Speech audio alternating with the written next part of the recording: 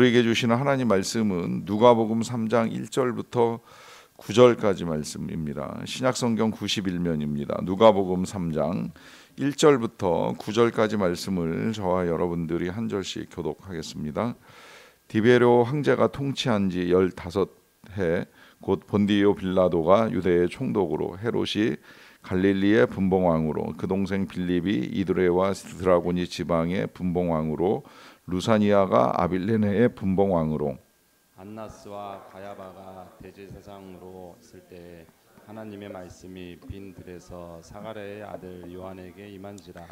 요한이 요단강 북은 각 처에 와서 제 사함을 받게 하는 회개의 세례를 전파하니, 선지자 이사야의 책에 쓴 바 광야에서 외치는 자의 소리가 있어 이르되 너희는 주의 길을 준비하라, 그의 오실 길을 곱게 하라. 모든 골짜기가 메워지고 모든 산과 작은 산이 낮아지고 굽은 것이 곧아지고 험한 길이 평탄하여질 것이요, 모든 육체가 하나님의 구원하심을 보리라 함과 같으니라. 요한이 세례를 받으러 나아오는 무리에게 이르되 독사의 자식들아, 누가 너희에게 일러 장차 올 진노를 피하라 하더냐. 그러므로 회개에 합당한 열매를 맺고 속으로 아브라함이 우리 조상이라 말하지 말라. 내가 너희에게 이르노니 하나님이 능히 이 돌로로도 아브라함의 자손이 되게 하시니라. 같이 읽습니다. 이미 도끼가 나무 뿌리에 놓였으니 좋은 열매 맺지 아니하는 나무마다 찍혀 불에 던져지리라. 아멘. 지난 12월부터 최근까지 우리의 나라의 역사가 어수선하게 돌아가고 있다는 생각이 듭니다.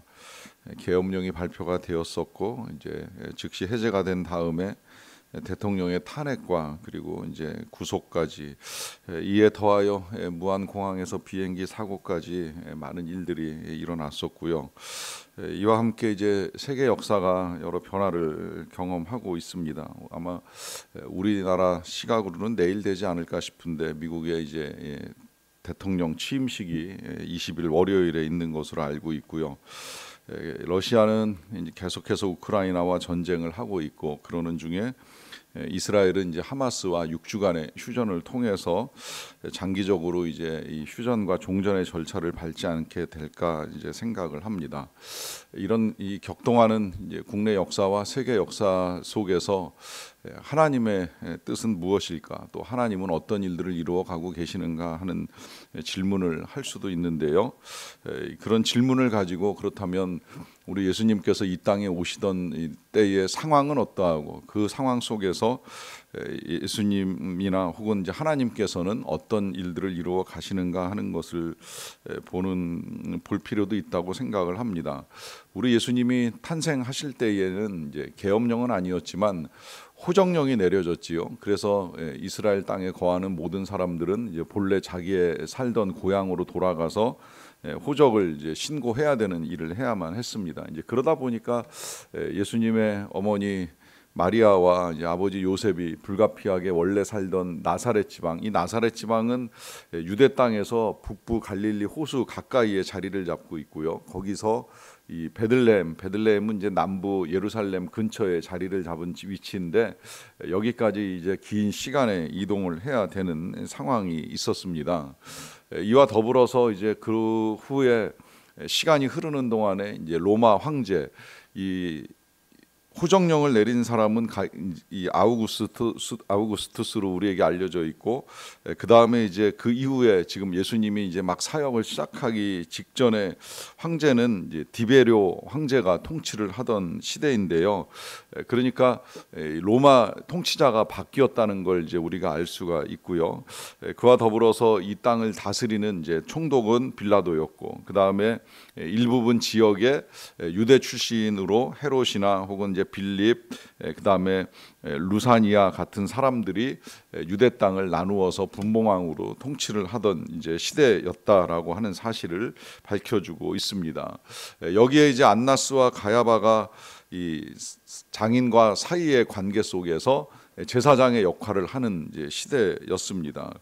이렇게 이제 현실의 역사가 돌아가고 있던 중에 예수님의 사역이 시작되었다는 사실을 누가가 우리에게 밝혀주는데요. 그러니까 우리 예수님이 이 땅에 오시고 또 여러 가지 사역을 감당하는 것은 만들어진 이야기가 아니라 세계 역사 속에서 진행된 역사요 사실이라 하는 것을 이제 우리에게 밝혀주면서 이런 일들이 진행되는 과정 중에 하나님께서 어떻게 무슨 일을 하고 계시는가 하는 것을 우리에게 보여주는데, 먼저는 2절을 보시게 되면 안나스와 가야바가 대제사장으로 있을 때에 하나님의 말씀이 빈들에서 사가랴의 아들 요한에게 임하였다라고 합니다. 자, 위에 나와 있는 내용들, 앞서 1절과 2절 중반까지 나와 있는 내용들은 이제 대부분 세상 역사가 돌아가는 이야기라고 한다면, 그렇게 세상 역사가 돌아가는 과정 속에서 하나님의 말씀은 사가랴에게 임하였다, 사가랴의 아들 요한에게 임하였다라고 하는 이 말씀 속에서 이 하나님의 일하심이 이제 드러납니다. 그 일하심은 말씀으로 일하신다라고 하는 것이지요. 또 그 말씀으로 일하시는 하나님의 방식은 누군가 한 사람을 통하여, 여기서는 이제 사가랴의 아들 요한을 통하여 말씀하시는 하나님의 모습으로 나타나고요. 또 그 말씀하시는 현장은 지금 보신 그대로 왕궁도 아니고 무슨 학원도 아니고 교회도 아니고 교습소도 아니고 빈들이라라고 하는 말씀을 하고 계십니다. 자, 왜 빈들에서 하나님의 말씀이 요한을 통하여 전해질까요? 그것은 이제 이 빈들에서 요한이 하나님의 말씀을 전하기 위해서 준비된 사람이기 때문입니다. 이 요한을 일컬어서 나중에 이제 사도 요한은 광야에서 외치는 자의 소리다라고 하는 표현을 사용하는데, 이 표현 자체가 오래전에 이제 선지자 이사야가 전해 주었던 표현이지요.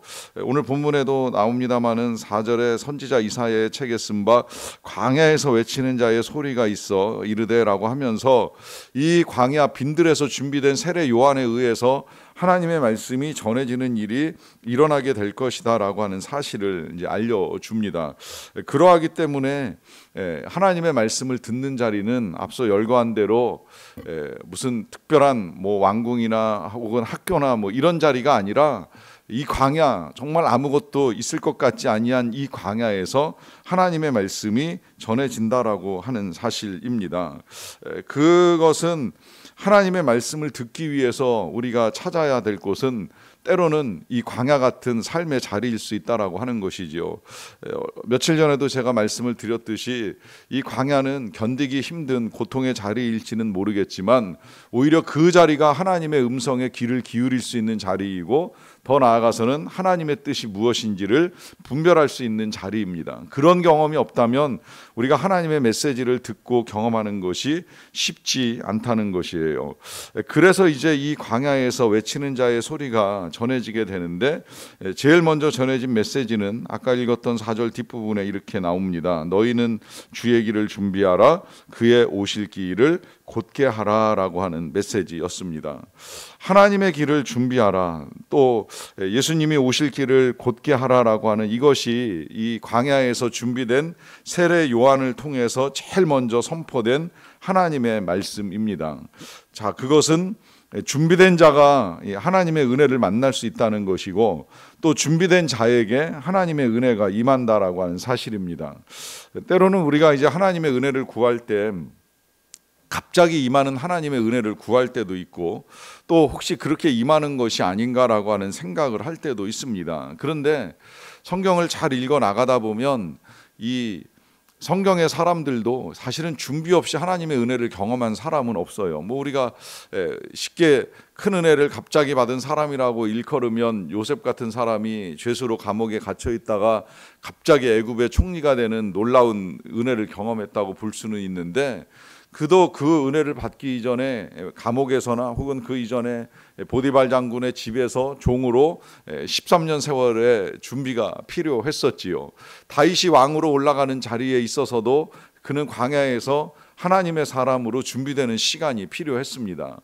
뭐 사도 바울이 어느 날 갑자기 다메섹 도상에서 호련히 임하는 빛과 함께 예수님을 만났다, 이렇게 우리가 사실을 알고 있다 할지라도 그가 물론 갑자기 예수님을 만난 건 틀림이 없지만 그가 쓰임 받기까지 그는 그 이전에 이 많은 준비가 있었습니다. 그는 가말리엘의 문화에서 나름대로의 이 신학과 성경을 연구하는 사람으로서의 준비가 되었기에 어느 날 갑자기 예수님을 만나는 역사가 있었다 할지라도 그가 준비한 것들을 가지고 이제 복음을 정리하고 전파하는 사역에 있어서 굉장히 귀하게 쓰임받는 하나님의 일꾼이 되었다는 사실이지요. 그렇게 보면 우리 삶에 어떤 변화는 갑작스럽게 임하는 것처럼 느껴질 수 있을지는 모르겠지만 그 이전에 준비된 자가 하나님 앞에서 쓰임 받는다는 사실을 이제 보게 되면 우리에게도 준비가 필요하다라고 하는 사실을 이제 분명하게 인정할 수가 있게 되고요.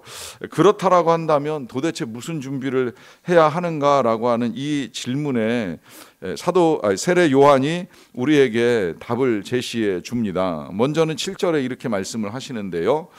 요한이 세례를 받으러 나오는 무리에게 이르되 독사의 자식들아 누가 너희에게 일러 장차 올 진노를 피하라 하더냐라고 하는 말씀을 하십니다.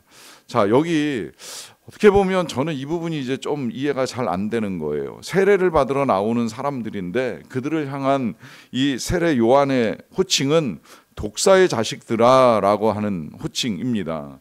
그러면서 너희들이 진노를 피할 수 있겠느냐, 누가 너희더러 장차 올 진노를 피하라 하더냐라고 하면서 아주 과격한 메시지를 전달하시는 것을 보게 됩니다. 이 메시지가 워낙 강하게 전달되다 보니까 누군가는 이 메시지는 이 예수님을 따르고자 했던 사람들이 아니라 오히려 예수님을 거부했던 제사장들을 향한 메시지가 아니었겠느냐라고 하는 해석을 하기도 하고요.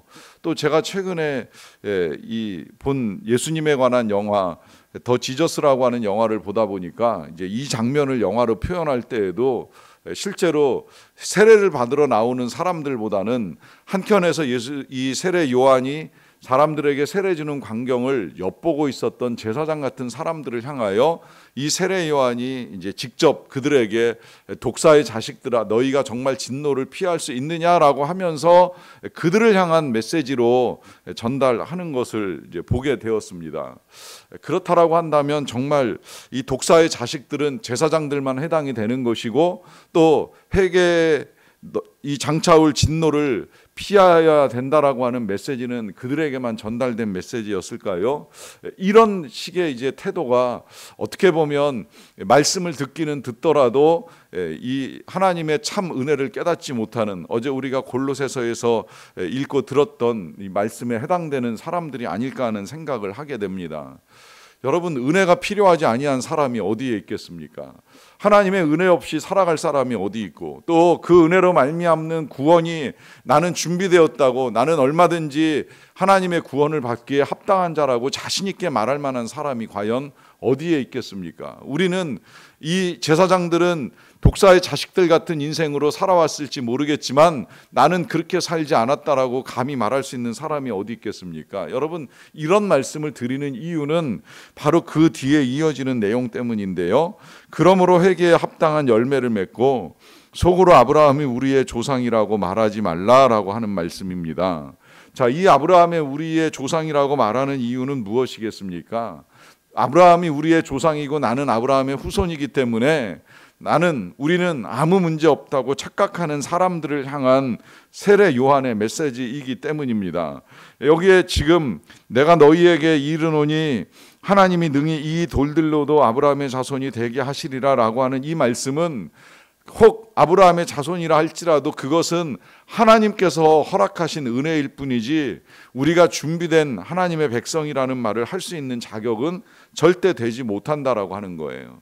그렇게 보게 되면 우리에게 있어서 가장 필요한 준비, 선행되어야 될 준비는 다른 어떤 것이 아니라 오히려 나는 아무 준비가 안 돼 있는 사람이라는 사실을 인정하는 것이지요. 여기에서부터 이제 우리가 회개하고 회개에 합당한 열매를 맺을 수 있고 또 하나님의 은혜를 경험할 수 있는 참 복음의 자리로 나아가게 되는 것입니다. 9절에서도 이렇게 경고를 합니다. 이미 도끼가 나무 뿌리에 놓였으니 좋은 열매를 맺지 아니하는 나무마다 찍혀 불에 던져지리라 라고 하시는 말씀입니다.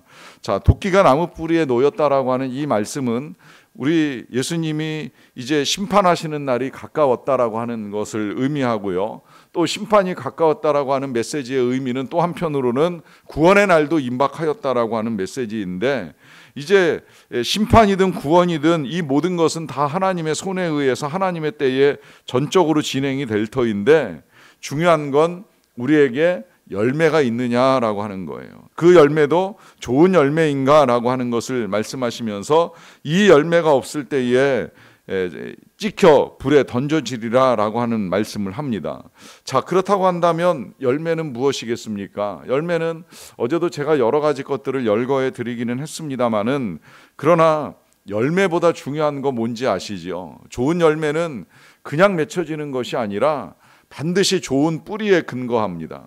좋은 나무가 좋은 열매를 맺는 것이지 나쁜 나무에서 좋은 열매를 맺을 수는 없다는 것이죠. 그러면 그 열매의 뿌리는 과연 무엇이냐라고 했을 때에 말씀드린 대로 마음 아닙니다. 윤리, 도덕, 종교 절대 아닙니다. 뿌리는 전적으로 하나님과의 관계에 기인합니다. 이때 하나님과의 관계라고 하는 것은 열심히 교회를 다닌 것을 가지고 말하지 않습니다. 나의 삶의 주인이 누구이냐라고 하는 것입니다. 누구의 뜻에 따라 판단하고 누구의 뜻에 따라 결정하느냐, 누구의 생각에 따라 움직이느냐, 그것이 전적으로 하나님의 뜻과 하나님의 생각이 아니라고 한다면 우리는 내가 지금 하나님 노릇을 하고 있다고 생각을 해도 틀리지 않습니다.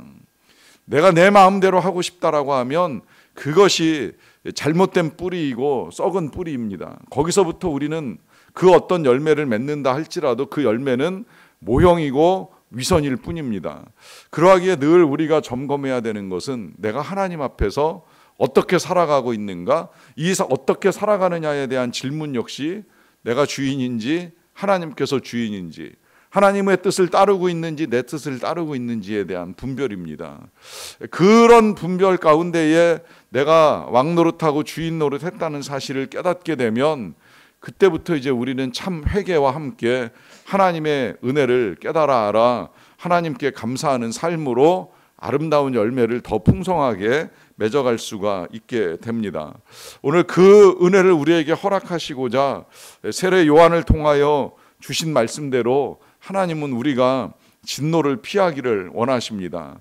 그 은혜를 깨달아 알아 오늘도 하나님이 주시는 아름다운 열매를 맺는 삶을 살아가는 저와 여러분 다 되시기를 주님의 이름으로 간절히 축원합니다. 기도하겠습니다. 사랑과 은혜가 풍성하신 아버지 하나님 감사합니다. 오늘도 하나님의 은혜 가운데 하루를 시작합니다. 우리나라의 여러 가지 상황들 뿐만 아니라 세계 역사가 어수선하게 돌아가는 이 세대 속에서 하나님의 말씀이 오늘도 또다시 하나님께 나온 주의 백성들 가운데 임하는 은혜로 말미암아 감사드리옵나이다. 이 모든 상황들 속에서 일하고 계시는 하나님께서 세례 요한을 통하여 우리에게 전해주신 바 이 귀한 말씀을 따라 오늘도 우리가 회개에 합당한 열매를 맺으며 살아갈 수 있게 되기를 원합니다. 아버지 하나님, 우리는 하나님을 믿고 섬긴다, 예배한다, 기도한다 하면서도 얼마나 많은 일들을 내 뜻에 따라 내 생각에 따라 판단하고 결정하기를 원하는지요. 그러하기 때문에 많은 역사 속에서도 우리는 비판의 말들을 쏟아내며 우리가 생각하는 선과 정의에 따라 판단하고 또 결정할 때가 많았음을 고백합니다. 이러한 때에 우리에게도 회개에 합당한 열매가 필요하다는 사실, 하나님의 은혜가 아니면 진노를 피할 수 없다라고 하는 사실을 인정하면서 하나님의 뜻과 은혜를 구하옵나니 하나님, 우리를 긍휼히 여겨 주시옵소서. 우리를 불쌍히 여기시고 주의 자비와 용서하심 가운데에 우리가 회복함의 은총을 누리며 나아갈 수 있게 되기를 간절히 원합니다. 그 어떤 은혜보다도 우리에게 예수 그리스도를 통한 구원의 은혜를 허락하여 주셨는데 이 귀한 진리와 복음을 우리가 믿음으로 받아들이면서 이제 우리의 왕관을 내려놓습니다. 우리의 왕노릇을 멈추기를 원합니다. 하나님의 뜻을 따라 행해 나갈 수 있게 되기를 원합니다. 아름다운 열매를 맺는 삶이 되기를 원합니다. 무엇보다도 하나님과의 선하고 좋은 관계 속에서 하나님께 우리의 왕좌를 내어드리고 하나님의 다스리심에 우리의 삶을 맡겨드리며 하나님의 통치 아래 거하기를 간절히 원합니다. 하나님, 우리가 기준이 되지 않고 하나님의 말씀 그 기준을 따라 우리가 순종하며 나아가는 자들이 되기를 원합니다. 우리가 주인이 아니라 종노릇하기를 원합니다. 전적으로 순종하며 살아가는 믿음의 삶을 사는 자들이 되게 하여 주시옵소서. 아버지 하나님, 우리는 공급자가 아닙니다. 하나님이 우리의 삶에 필요한 은혜를 공급하여 주시옵소서. 오늘도 우리는 하나님의 공급의 은혜를 기대하며 나아갑니다. 믿음이 없는 자, 불신하는 자, 의심하는 자에게 하나님께서 믿음의 은혜를 내리워 주시옵소서. 하나님, 우리의 필요한 재정과 물질이 하나님의 손에 달린 줄로 믿사옵나니 하나님께서 그 모든 필요를 따라 넉넉하게 채워 주시옵소서. 건강의 은혜도 하나님으로 말미암아 임하게 되기를 원합니다. 연약한 자를 강건하게 하시고 병든 자를 치유하시는 하나님의 은혜로 말미암아 회복된 건강한 삶이 우리를 위한 것이 아니라 하나님의 뜻을 따르는 아름다운 삶으로 연결되고 이어져 나갈 수 있도록 도와주시옵소서. 나의 욕심과 욕망 때문에 하나님을 이용하는 일들을 멈추게 도와주시고 우리가 하나님의 뜻을 이루기 위하여 순종과 복종의 아름다운 일들을 이루어가는 하나님의 백성으로서 살게 하여 주시옵소서. 이 일로 말미암아 하나님의 나라가 주의 백성들 거하는 곳마다 아름답게 이루어지는 역사가 나타나게 되기를 간절히 원하고 축복하오니 하나님, 이 선한 일들을 오늘도 우리 안에서 이루어 주시옵소서. 우리나라와 세계의 역사가 변동되고 있는 이 많은 어수선한 상황들 속에서 하나님의 선한 통치와 공의로우심이 이 땅, 이 나라 그리고 열방을 다스려 주시기를 간절히 원합니다. 모든 것 하나님의 손에 의탁하옵고 우리를 사랑하시는 예수 그리스도의 이름으로 기도하옵나이다. 아멘.